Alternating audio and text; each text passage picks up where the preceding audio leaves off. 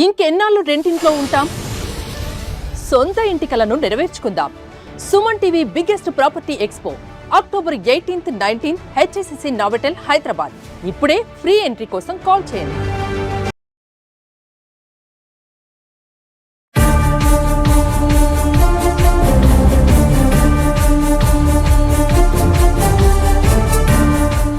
నమస్తే, welcome back to Suman TV. Present మనతో పాటు ఉన్నారు ఎనలిస్ట్ మందర్ కృష్ణారెడ్డి గారు. నమస్తే సార్. నమస్తే అమ్మా. సార్, లే ఆఫ్స్ గురించి మనం చాలా వీడియోలో మాట్లాడుకున్నాం. రీసెంట్ గా TCS కూడా మరి 3 నెలల్లోనే 20,000 మందిని ఇప్పుడు ఏంటంటే సడన్ గా తీసేస్తున్నాడు. అంటే ఇంకేం నోటీస్ ఇవ్వకుండా వాళ్ళకి ఇంతకుముందు మనం చెప్పుకున్న వీడియోలు ఏంటంటే 2 సంవత్సరాల జీతం ఇచ్చి మరీ తీసేస్తున్నారు, రిటైర్ అయిన వాళ్ళకి వాలంటీర్ రిటైర్మెంట్ ఇస్తున్నారు అని చెప్పేసి ఇప్పుడు ఏంటంటే సడన్ గా లే ఆఫ్ ప్రకటిస్తున్నారు. ఒక్కసారి వివరాల్లోకి వెళ్తే సార్.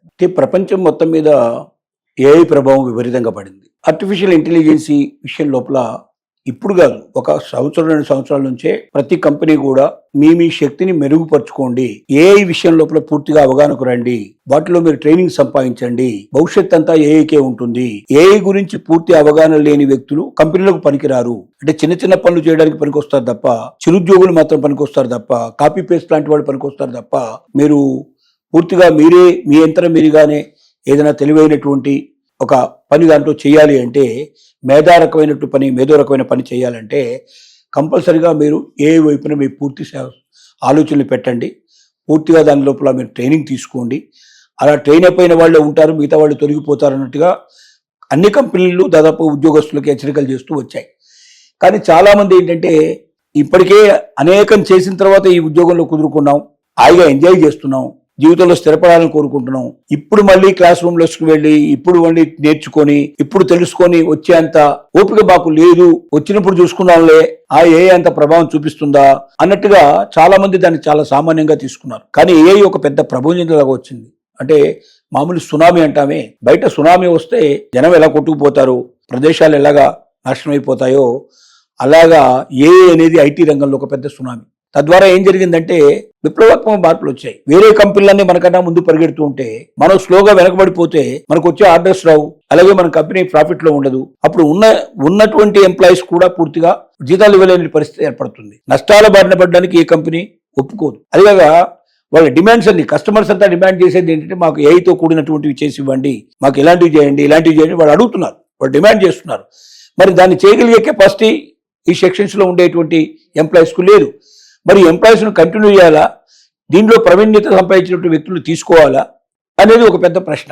అందువల్ల TCS కూడా మొదట్లో చాలా జాగ్రత్తగా తీసేసే ముందుగా ఇన్ఫర్మేషన్ ఇవ్వడం, 3 నెలల ముందుగానే వాళ్ళకి 2 నెలలు జీతం ఇవ్వడం ముందుగానే, అలాగే అవసరమైతే 2 సంవత్సరాల పాటు వాళ్ళకి బోనస్ ఇవ్వడం లాంటివి, అంటే వాళ్ళ జీతం కూడా ఇచ్చి పంపడం లాంటివి చాలా చేసింది. కానీ అయినప్పటికీ ఇంత జరుగుతున్నా కూడా మిగిలిన ఎంప్లాయీస్ లో కూడా పెద్దగా చైతన్యం రాలేదు, కదలిక రాలేదు. వాళ్ళు హెచ్చరిక చేశారు. కానీ ఇప్పుడు ఏం జరుగుతుందంటే ఉన్న వాళ్ళని తీసేసి కొత్త వాళ్ళని తీసుకుంటే తప్ప కంపెనీ ముందుకు నడవగలిగలేని పరిస్థితులు ఏర్పడ్డాయి. తర్వాత చిన్న చిన్న ఉద్యోగుల యొక్క కొరత చాలా ఉంది. అంటే ఇప్పుడు రాకముందు ఏమైందంటే వీళ్ళు చేసే ప్రతి పని అంటే వీళ్ళే కింద నుంచి పైదాకా వర్క్ మొత్తం ఒకరే చేసుకోవాల్సిన పరిస్థితి ఉండేది. ఇప్పుడు AIలో ఏమవుతుందంటే పైన మేధావులు చేసే పని అంతా అది చేస్తుంది, కాపీ పేస్ట్ లాంటివి చాలా అనేక రకమైనటువంటి మిగిలినటువంటి పనులు చేయడానికి చిన్న చిన్న ఎంప్లాయీస్ సరిపోతారు. దానికి పెద్దగా వాళ్ళకి ఏదో దాంట్లో ప్రావీణ్యత సంపాదించినటువంటి వ్యక్తులు అవసరం లేదు. కాబట్టి AIలో ప్రావీణ్యత ఉండే వాళ్ళు కావాలి, కానీ మామూలుగా IT లోపల ప్రావీణ్యత ఉండే వ్యక్తులు పెద్దగా దీనికి పనికిరాని పరిస్థితి ఏర్పడింది. ఎంత చెప్పినా వీళ్ళలో మార్పు రాలేదు. ఇక దానికి మార్గం లేక ఏ కంపెనీ అయినా ముందు తను బతికితే గానీ ఎంప్లాయీస్ ను బతికించగలుగుతుంది.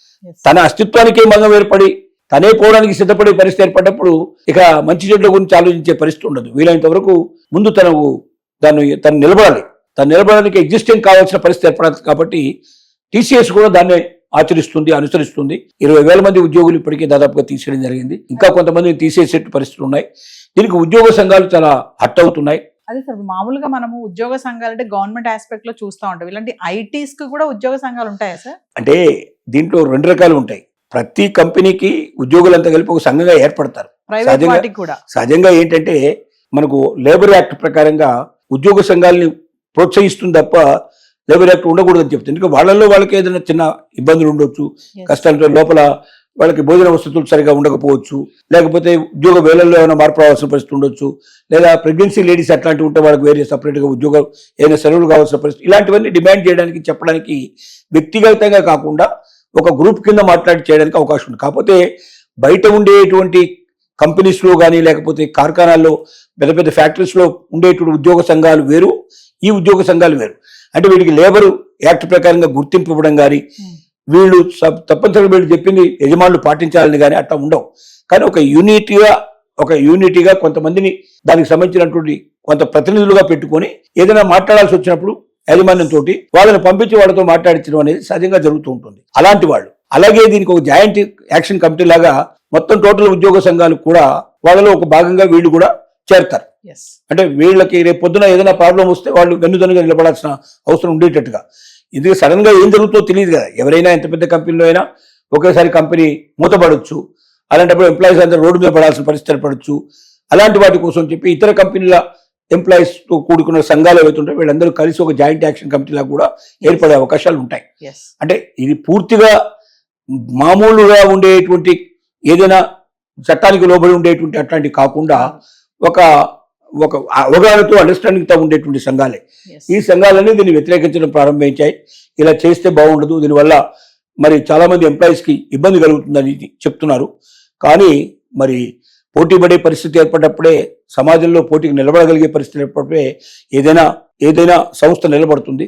ఆ సంస్థ నిలబడినప్పుడే అది ఏమైనా వర్క్ చేస్తుంది. కాబట్టి మనకు టాటా కన్సల్టెన్సీ సర్వీస్ కూడా దానికి అతీతమైంది కాదు. కాబట్టి ఒక్క టాటా కన్సల్టెన్సీ సర్వీసే కాదు, ఈ దేశంలో ఉండేటువంటి అన్ని సంస్థలు కూడా తప్పనిసరిగా ఏఐకి అనుకూలంగా మనం మారాల్సిందే, అడాప్ట్ చేసుకోవాల్సిందే, దానికి తగినటువంటి ట్రైనింగ్ మనం పొందాల్సిందే. ఏఐని మనం జీవితం లోపల ఇక భవిష్యత్తు లోపల అది నిత్య జీవితంలో కూడా ఏఐ ప్రవేశించే పరిస్థితులు ఏర్పడతాయి. కాబట్టి ఇవాళ సెల్ ఫోన్లో మనం మిగతావన్నీ కూడా ఎలాగ చూస్తున్నామో రేపు పొద్దున ఏఐ తోటి మనమే చేసుకోవాల్సిన పరిస్థితి ఏర్పడుతుంది. ఇక మన బొమ్మను మనం ఎన్ని రకాలుగా ఉంటే మనం అన్ని రకాలుగా మార్చుకోవడానికి దాంట్లో అవకాశం ఉంటుంది. ఎవరైనా మన ఫోటో కూడా తీసి దాన్ని ఎన్ని రకాలుగా చూపించాలని వికృతంగా ఉంటే వికృతంగా చూపించవచ్చు, బాగా అంటే బాగా చూపించవచ్చు.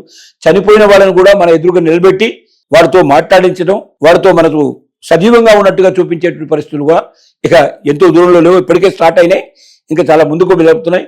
గొప్ప గొప్ప ఆశ్చర్యకరమైనటువంటి విషయాలు ఏఐ ద్వారా జరగబోతున్నాయి. మంచి ఎంత జరుగుతుందో చెడు కూడా అంతే జరిగే అవకాశం ఉంది.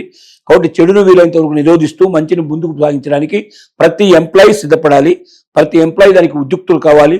లేకపోతే ఏ క్షణంలో ఎవరి ఉద్యోగం ఊడిపోతుందో తెలియని పరిస్థితి మాత్రం తప్పనిసరిగా కొనసాగుతుంది కొంతకాలం. Thank you.